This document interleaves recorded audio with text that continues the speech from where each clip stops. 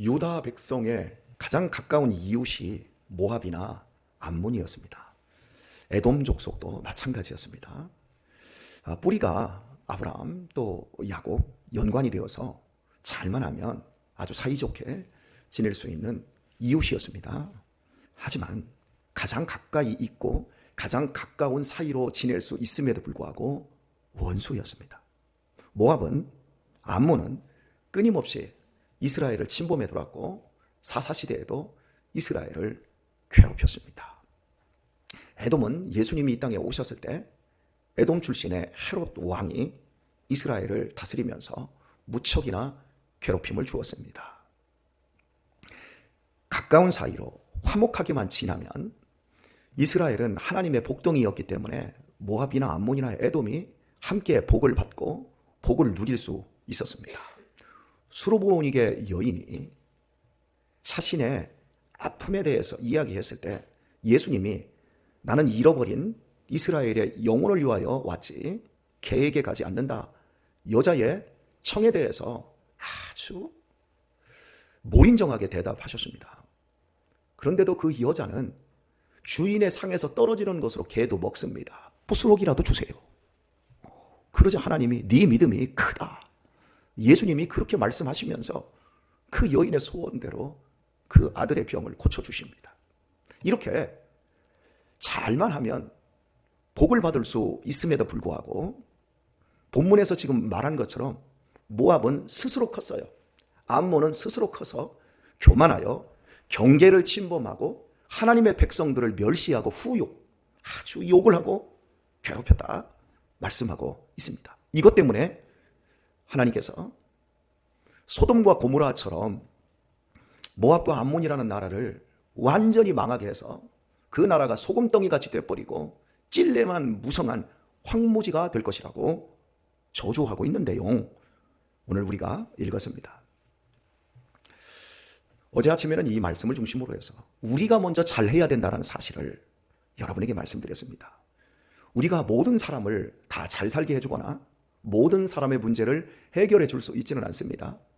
우리는 그런 능력이 없습니다. 또 우리를 하나님이 그렇게 불러주시지도 않았습니다. 그러나 오늘 내가 있는 그 시간만큼 나를 관통하는 사람들에게만큼은 예수님을 줄 수 있어야 합니다. 친절이라고 하는 것으로 또 그들을 끌어안아주고 그들을 격려하는 것으로 예수님을 줄 수 있습니다. 나에게 찾아온 노숙자에게 오늘 밥 한 끼만큼은 내가 아무리 능력이 없다 할지라도 밥 한 끼는 해결해 주실 수 있지 않습니까? 바로 이런 삶을 우리가 살 때 나를 관통해 간 사람들이 복덩이인 나로 인하여 복의 부스러기를 누릴 수가 있는 겁니다. 이렇게 하나님의 백성은 복덩이이기에 복이 막히지 않도록 잘 자신을 감당하며 아름다운 삶을 일구어야 합니다. 이것이 그리스도인의 1차적인 책임입니다. 대한민국이 잘 되어지는 이유는 대통령이나 국회의원들이 정치를 잘해서가 아니라 하나님께서 교회를 통해서 끊임없는 신령한 복을 내려주시고 이 복이 결국 이 땅을 기름지게 하는 젖과 꿀이 흐르는 땅으로 변화시켜 주시는 겁니다. 그래서 교회는 계속해서 은혜를 받아야 되고 신령한 은혜들로 넘쳐나야 됩니다. 하지만 교회가 부패해지기 시작하고 교회가 모압과 암몬처럼 세상 중심의 것들을 닮아가기 시작하고 교회 안으로 그런 것들을 끌어들이기 시작하면 결국은 심장에서 대동맥을 통해서 우리의 몸 곳곳으로 피가 흘러갑니다. 가장 먼저는 이 대동맥이 이 심장에서 펌핑을 해서 대동맥이 이 뇌로 흘러 들어갑니다. 그런데 이 대동맥이 막혀버리면 미세혈관들이 막혀버리고 결국 모세혈관까지 다 막혀버리면 문제가 심각해지는데 세상은 미세혈관, 모세혈관이라고 한다면 교회는 대동맥과 똑같습니다. 막혀버리면 곧바로 죽습니다. 미세혈관이 터지면 시간이라도 조금 주어지죠. 모세혈관, 가장 작은 혈관인 모세혈관이 잘못되면 천천히 문제가 발생하지만 이 교회가 막혀버리면 세상에 급격한 문제와 아픔들을 겪습니다. 지금 우리 사회의 문제들을 보십시오. 얼마나 황폐해지고 있습니까? 세상에 삶은 부유해지고 윤택해지고 있는데 우리의 정신세계와 우리의 마음들은 너무너무 사악해지고 너무너무 고독해지고 있는 황폐한 이런 모든 현실들이 교회로부터 공급되어야 될 신령한 은혜들이 막혀가고 있는 겁니다. 우리 교회 안에서 이 신령한 은혜가 막히지 않도록 여러분 잘 감당해 주시기를 바랍니다. 교회는 서로 사랑해야 합니다. 사랑하면서 보다듬어 주고 하나님의 말씀이 위로부터 부족한 종에게 오는 이런 경로들이 막히지 않아야 되고, 또한 이 강단으로부터 여러분들에게 흘러 들어가는 이 생명의 말씀이 막히지 않고 여러분을 관통할 수 있게 되기를 축원합니다. 그리고 여러분을 관통해 들어온 하나님의 말씀이 여러분의 자녀들 후손들에게 흘러 들어갈 수 있도록 깨끗하게 이 축복의 통로를 잘 소지하시고, 그리고 그 축복의 통로가 늘 흘러가는지를 또 확인하는 것, 이것이 우리들이 해야 할 일입니다. 특별히 이 새벽에 나오셔서 기도하는 여러분의 삶 속에서 우리는 이 기도를 축복의 통로로 우리는 사용하고 있는 겁니다. 그러나 기도를 아무리 많이 한다 할지라도 이 통로가 더러움과 음란함과 우리 개인의 욕심으로 막혀버린다면 흘러가지 않는 겁니다. 그래서 기도할 때 중언부언할 것도 아니고, 또한 우리가 세상의 정욕을 위해서 기도해서는 안 될 것이며, 오직 하나님의 나라와 하나님의 뜻을 감지하고 그것을 위해서 기도해야 될 줄 믿습니다. 이렇게 우리가 그의 나라와 그의 의를 먼저 구하면 우리가 구하지 않는 것이라 할지라도 필요한 모든 것들을 하나님께서 공급해 주신다는 겁니다. 그리스도인이 이 책임을 제일 먼저 잘해야 합니다. 그러나 아무리 우리가 이 책임을 잘 감당해도 우리 주변에 모압과 암몬 같은 족속들이 있어요. 우리를 헐뜯고 우리를 멸시하고 욕하는 사람들이 있어요. 그들은 경계를 넘은 사람들입니다. 그들은 스스로 컸어요. 하나님께서 크게 하지 않았어요. 그런데 스스로 컸어요. 그걸 교만이라고 합니다. 하나님이 높여주실 때 우리는 낮은 삶으로 하나님을 더 높여드릴 수 있습니다. 그러나 높지도 않으면서 자기가 높아지려고 하는 거예요. 하늘까지 올라가려고 하는 거예요. 하나님이 어딨냐고. 우리 어머니 아버지가 그렇게 신앙생활 잘하는데도 하나님이 어딨냐고 스스로 커서 교만 떠는 거예요. 그리고 넘지 않아야 될 선을 넘어버리는 거예요. 우리 교우 여러분, 혹시 부모님들이 살아 계십니까? 그렇다면 제가 여러분에게 권면 하나 할게요. 요즘 젊은 사람들이, 아니 50대 내 또래들이 부모님의 연세가 80에서 한 90 사이 되지 않습니까? 그런데 자기 엄마 아빠를 얘기하면서 우리 노인네가, 집에 노인네가, 시골에 노인네가, 아이 헐빛하면 노인네 그러더란 말이에요. 그래서 제가 그 얘기를 듣다가 제가 물어봤어요. 그 노인네가 누구야? 알면서 물어본 거예요. 그 노인네가 누구야? 그랬더니 뭐 그 노인네가 그 노인네지. 그래서 야, 그 노인네는 너에게 생명을 주고 너에게 살과 피를 주고 너에게 등불까지 빼서 너를 오늘까지 이만큼 키워준 너의 하나밖에 없는 부모님 아니냐? 어떻게 노인네냐?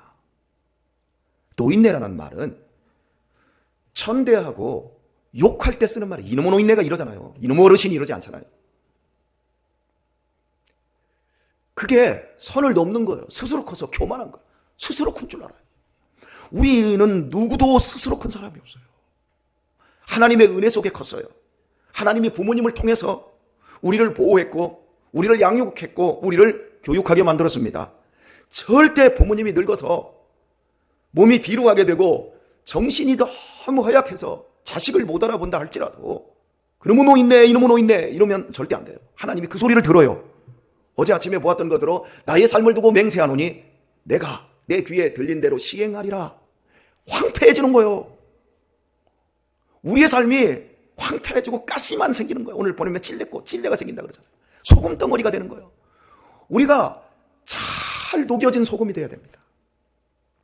음식물 속에 들어가면 소금이 얼마나 맛있어요.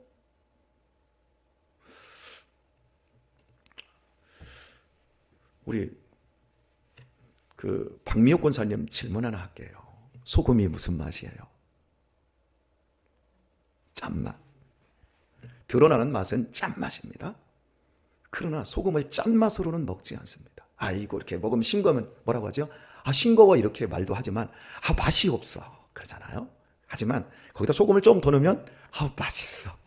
짜게 먹어도 좀 맛있어야 돼 이러잖아요. 소금은 살리는 맛이에요. 근본적으로 소금은 모든 음식에 들어가서 그 맛을 살려내는 거예요. 사과 속에도 소금이 들어있어요. 나트륨이. 모든 음식에는 과일 속에도 소금이 들어있어요. 수박에도 소금이 들어있고요. 어떤 음식도 소금이 들어가지 않은, 나트륨기가 들어가지 않은 음식은, 과일은 없어요. 그리스도인은 살리는 사람입니다. 그래서 소금이에요. 세상의 어둠 속에 왜 우리가 비칩니까? 어둠은 분간을 못해요. 정말 칠흑같이 어두워서 눈앞 1m 앞도 안 보이는 그런 공간 속에 들어가면요, 빛의 소중함을 압니다. 우리나라는 전기를 너무 팡팡 쓰니까 너무너무 밝은 대낮처럼 우리가 살다 보니까 요즘 아이들이 진정한 어둠을 몰라요. 분별력. 우리 그리스도인들이 이 세상을 살아갈 때 이 분별력을 세상에게 줄 수 있어야 돼요. 그러나 이 분별력을 가지지 못한 우리 주변의 사람들이 많은데 가장 가까이에 등잔밑이 어둡다고 나의 자녀들, 손주들이 몰라요. 이게 우리를 아주 뼈아프게 하는 거지요.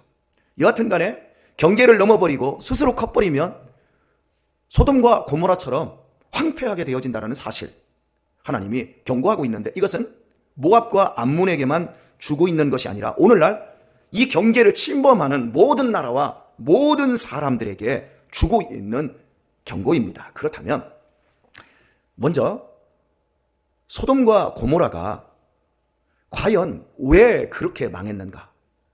그 도시가 왜 소금 기둥과 가시넝쿨 우거진 것으로 황폐한 도시로 끝나버렸는가? 소돔과 고모라는 아브라함 시대에 천국과 같았습니다. 에덴과 같았습니다. 도시도 웅장했고 도시도 아름다웠고 돈이 넘쳐났습니다.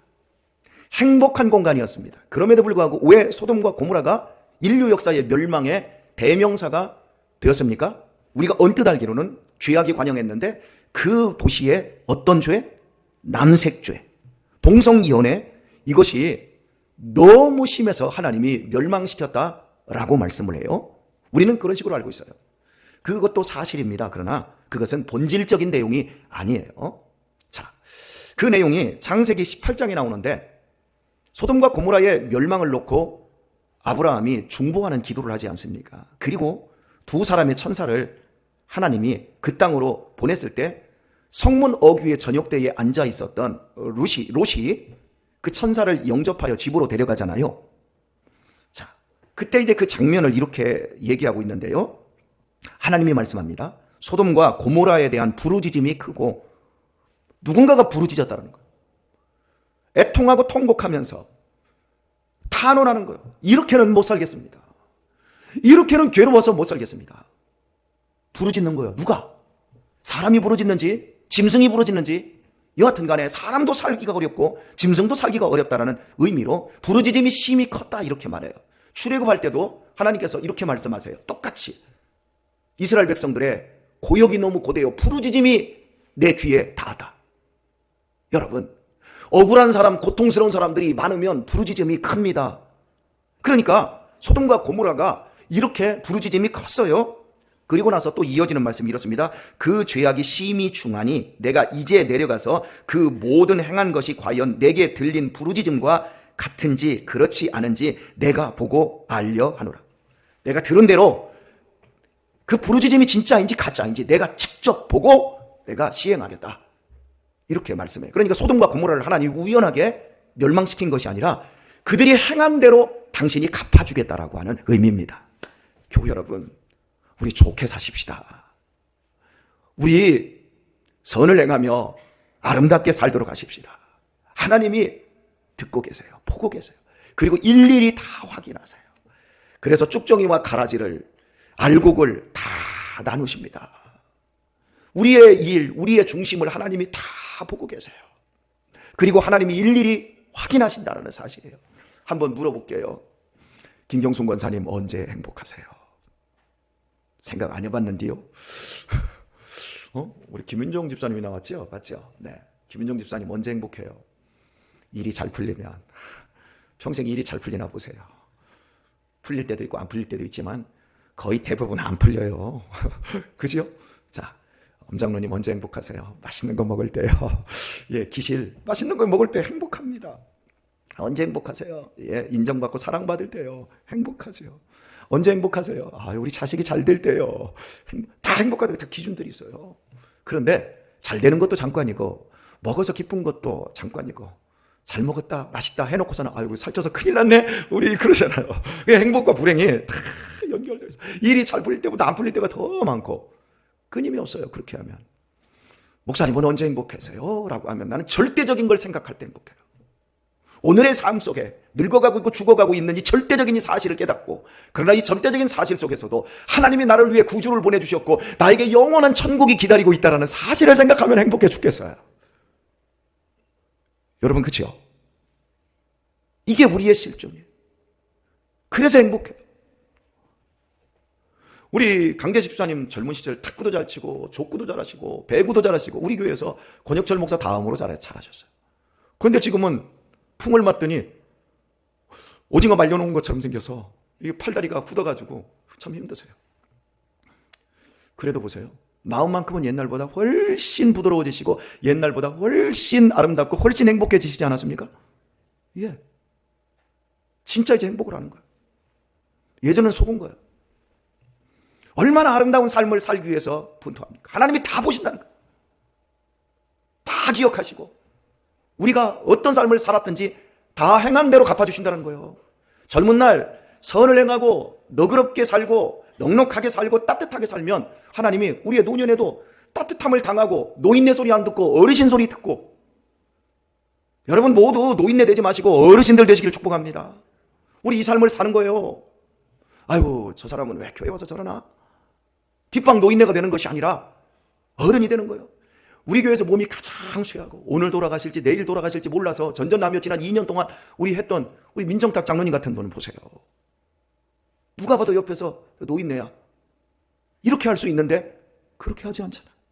항상 주변에서 아까워하고 아끼고, 우리 강대식 집사님 같은 분이 같이 밥 한 끼를 먹고 싶어하고, 참 이런 아름다운 이런 삶 하나님이 다 보고 확인한다는 거예요. 그런데 이 소돔과 고모라에 두 천사가 왔더니 사람들이 환대하는 것이 아니라 적대하는 거예요.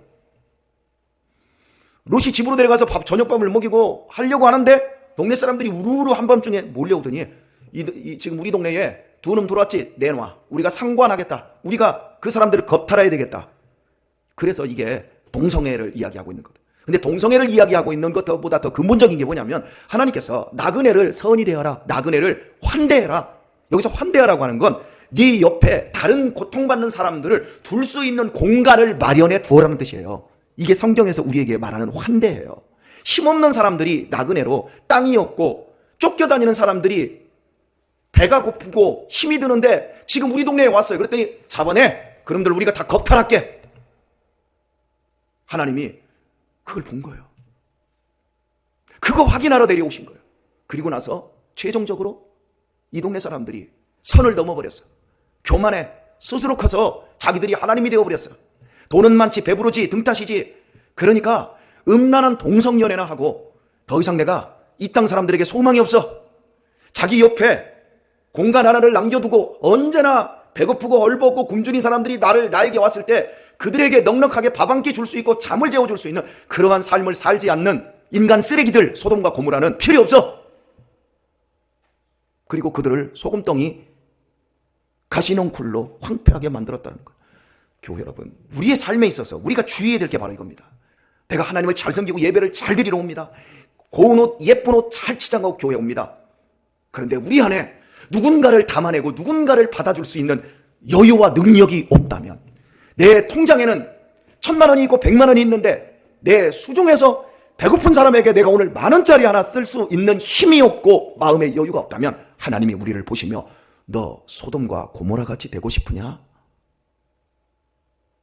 이렇게 질문하는 거예요. 오늘의 말씀을 맺겠습니다. 나그네를 환대하십시다. 고아와 과부를 끌어안고 환대해주는 성도들 되시기를 바랍니다. 이게 하나님이 우리에게 직접적으로 내리신 명령이에요. 오늘 이 땅에 부르짖음이 하나님께 올라가고 있을지 몰라요. 나 누구 때문에 지금 부르짖고 있어요 라고 그런 음성이 하나님의 귀에 올라갈 수도 있어요.